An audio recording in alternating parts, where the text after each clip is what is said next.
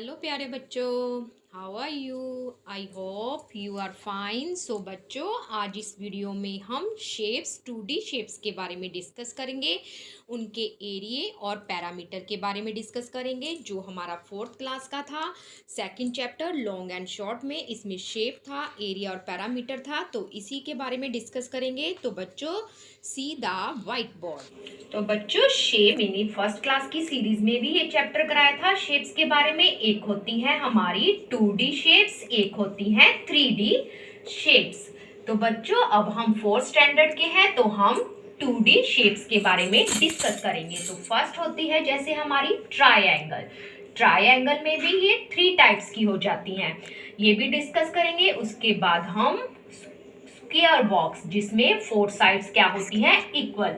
और उसके बाद हम रेक्टेंगल करेंगे, फिर सर्कल करेंगे। ये 2D शेप्स में आती हैं। अभी आप 4th स्टैंडर्ड के, तो आपको इन शेप्स के बारे में भी पता होना चाहिए। वैसे पैरेललोग्राम, रोम्बस, ट्रेपीजियम ये आपको हायर स्टैंडर्ड्स में आएंगी। सेमी सर्कल, ये क्यूब, क्यूबाइड, सिलेंडर। वैसे मैंने फर्स्ट क्लास की सीरीज में ये 3D शेप्स के बारे में भी समझा रखा है। पहले हम इसके बारे में डिस्कस करेंगे, इसके एरिया और पैरामीटर के बारे में। तो फर्स्ट शेप है हमारी triangle. Try means 3 angles, 3 sides होती हैं, 3 वर्टेक्स होते हैं, 3 ही एंगल्स होते हैं। इसमें भी 3 टाइप्स होती हैं। एक होती है इक्विलेटर ट्रायंगल, जिसमें तीनों साइड्स क्या होती हैं, इक्वल। यानी कि अगर ये 2 है तो ये भी 2 होएगी। इसको हम बोलते हैं इक्वली मीन्स तीनों साइड्स। और जिसमें 2 साइड्स इक्वल होती हैं, जैसे कि ये साइड इस साइड के इक्वल होती है, उसको बोलते हैं आइसोसेलेस ट्रायंगल।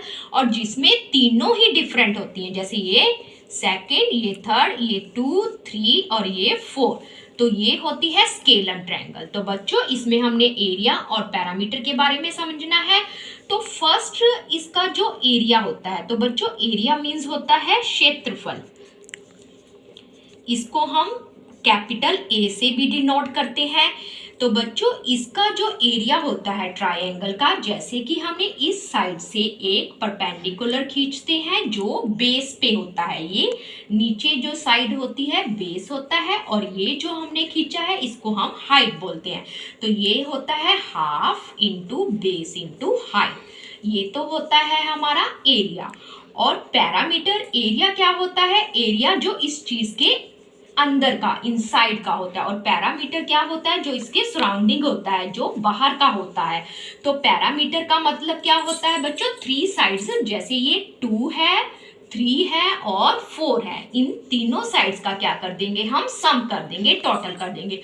2 और 3 5, 5 और 4 9। तो पैरामीटर क्या होता है, सम ऑफ द ऑल साइड्स। और एरिया क्या होता है, हाफ बेस इंटू हाइट। ये बेस होता है, ये वाली लाइन, ये वाली साइड, और ये क्या होता है, हाइट होती है। तो बच्चों, ये फर्स्ट शेप के बारे में हुआ।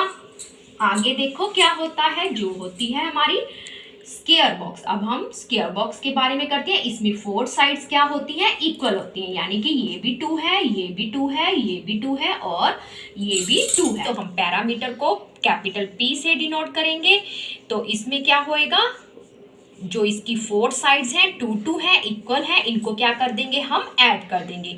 2 2 4, 4 2 6, 6 2 8। ठीक है बच्चों। तो स्क्वायर का पैरामीटर क्या हुआ, सम ऑफ द ऑल साइड। इसको हिंदी में हम बोलते हैं वर्ग। इसमें क्या होता है, 4 इंटू साइड्स, क्योंकि स्क्वायर्स की क्या होती है, 4 साइड। यानी कि हम 4 इंटू साइड, साइड हमारी कितनी है, इक्वल साइड्स हैं, तो 4 इंटू 2 8 भी कर सकते हैं। तो ये हमारा क्या हुआ बच्चों, ये रिपीटेड एडिशन हुआ। और इसमें 2 2 क्या हो रहा है, बार बार रिपीट हो रहा है। चाहे आप सम ऑफ कर सकते हो ऑल साइड या 4 इंटू साइड, ये हमारा फॉर्मूला होता है। पैरामीटर मीटर और सेंटीमीटर में आता है, ये इसकी यूनिट होती है। जबकि जो एरिया है, अब हम इसका एरिया करेंगे। तो एरिया क्या है, जैसे कि मैंने आपको बताया, एरिया क्या होता है, इनसाइड का। तो इसका फॉर्मूला होता है साइड इंटू साइड। साइड को क्या बोलते हैं, भुजा। यानी कि भुजा जो इसकी एक साइड है इंटू इस साइड। यानी कि हम क्या करेंगे, 2 2 मल्टीप्लिकेशन 2, तो कितना हुआ इसका एरिया 4, और इसको हम क्या लिखेंगे सेंटीमीटर स्क्वायर या मीटर, जैसे कि हमें यहाँ पे मीटर में दे रखा है 2 मीटर, तो हम इसको 4 मीटर स्क्वायर लिखेंगे। जहाँ हम इसकी यूनिट्स क्या लिख सकते हैं, यूनिट्स का मतलब होता है इकाई, स्क्वायर मीटर, तो स्क्वायर का मतलब क्या होता है 2, यानी कि 4 मीटर भी लिख सकते हैं या 4 स्क्वायर मीटर लिख सकते हैं। ठीक है बच्चों, और आगे हमारी कौन सी शेप है, रेक्टेंगल। रेक्टेंगल में क्या होता है, ये opposite side, this side is equal to this side, ये साइड देखो इनकी लेंथ क्या है सेम, और ये वाली साइड इस साइड के इक्वल है, इसलिए मैंने आपको इनमें डिफरेंस, क्योंकि ये साइड इस साइड के इक्वल, ये इसकी लेंथ होती है और ये क्या होती है ब्रेड्थ, और ये कौन सी शेप है रेक्टेंगल, इसको हिंदी में बोलते हैं आयत। तो बच्चों इसका जो एरिया होता है वो होता है, जैसे कि इसमें ये डिफरेंट होती है ना साइड, और ये भी डिफरेंट होती है, तो इसका होता है लेंथ इंटू ब्रेथ, इसको लेंथ बोलते हैं एल से डिनोट, और इसको बी से ब्रेथ, लंबाई चौड़ाई। और इसका जैसे कि हमने ये ले ली 4 और ये ली 3, यानी कि 4 मल्टीप्लिकेशन 3, तो 4 मल्टीप्लिकेशन 3 कितना हुआ 12 सेंटीमीटर या मीटर। और क्या लगेंगे स्क्वायर, क्योंकि एरिया हमेशा सेंटीमीटर स्क्वायर या मीटर स्क्वायर में आता है। और इसका जो पैरामीटर का फॉर्मूला होता है, अब इसको हम किससे डिनोट करेंगे, कैपिटल P से, ये होता है 2 इंटू लेंथ प्लस ब्रेथ, क्योंकि पैरामीटर क्या होता है सराउंडिंग होता है, तो इसमें जो लेंथ है 2 लेंथ है ना, और ब्रेथ भी कितनी है 2, तो 2 इंटू लेंथ प्लस ब्रेथ, यानी कि 2 इंटू लेंथ हमारी क्या है 4 और ब्रेथ कितनी है 3, तो पहले हम ब्रैकेट हल करेंगे, 4 और 3 7, 2 मल्टीप्लिकेशन 7 कितना हुआ 14, और पैरामीटर को हम 14 सेंटीमीटर या मीटर लिखेंगे, पैरामीटर स्क्वायर में नहीं आता। तो आगे बच्चों हमारा क्या रह गया सर्कल। सर्कल तो आपको पता ही है, मम्मा की चपाती रोटी भी गोल होती है और पापा का पैसा भी, जैसे हम सन को लगा सकते हैं। ठीक है बच्चों, तो सर्कल ये क्या होता है, एक इसका सेंटर पॉइंट होता है, ये आपको हायर स्टैंडर्ड में आएगा। सर्कल को हम ऐसे प्रकार से खींचते हैं, तो आप इसको बैंगल से भी, जैसे कि मम्मा की बैंगल है, छोटे बच्चे तो क्या करते हैं कोई गोल चीज लेकर, जैसे कि प्लेट या कटोरी लेकर या मम्मा की बैंगल्स लेकर उसको गोल सर्कल, तो जो इसका ये मिड पॉइंट होता है इसको हम सेंटर बोलते हैं। तो हमने इसका भी क्या पढ़ना है बच्चों एरिया। ठीक है, एरिया होता है पाई आर स्क्वायर। अब आप पूछोगे आर क्या होता है, पाई क्या होता है, ये आपको हायर स्टैंडर्ड में आएगा, मैं फिर भी आपको बता देती हूँ। पाई का मीन्स होता है 22/7 या 3.14, यानी कि 3.14 होता है। आर क्या होता है, आर होती है रेडियस, इसको हम हिंदी में क्या बोलते हैं अर्धव्यास, इसको हम हिंदी में क्या बोलते हैं बच्चों अर्धव्यास। अर्धव्यास मीन्स अर्ध मीन्स आधा, व्यास व्यास का आधा।